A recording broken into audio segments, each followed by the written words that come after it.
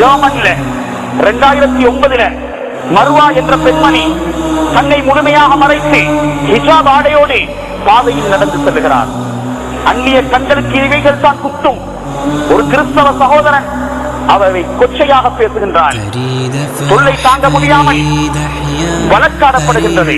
பயங்கரவாதி என்பதாக ஹிஜாபுக்கு வர்ணனை கொடுக்கப்பட்டது. வழக்கிலே அந்த பெண்மணி வெற்றுகின்றான்.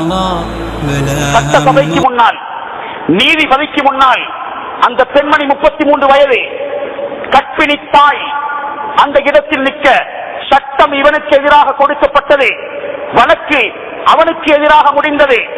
அந்த நியாய சபையிலே எவர்கள் பெண்கள் முஸ்லிம்களுக்கு உரிமை வாங்கி கொடுக்க பார்க்கின்ற நாடுகளோ அந்த நாட்டில் பிரதானமாக இருக்கும் நாடுகளிலே ஒன்றான அந்த நாட்டின் நீதிபதிக்கு முன்னால், சட்ட சபைக்கு முன்னால் அந்த இளம் வாலிபன் கத்தியை எடுத்தான். கண்ணியமானவர்களே, அத்தனை கண்களும் பார்த்திருக்க இஸ்லாமிய ஹிஜாபுக்காக வேண்டி போராடி அந்த பெண்ணை 18 குத்துக்கள் குத்தி கொலை செய்தான். 18 குத்துக்கள். பழைய வரலாறு சகோதரர்களே.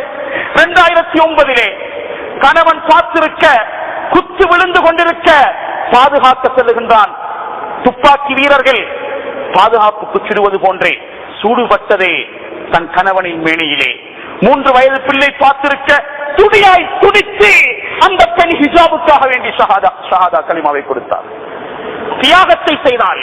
இது ஜெர்மன்ல உயிரை கொடுக்கின்றார்கள் ஹிஜாபுக்காக வேண்டி. எமது பெண்களை ஏன் மூட வைக்க முடியாது? யாருக்கு காட்டப் போகிறோம்?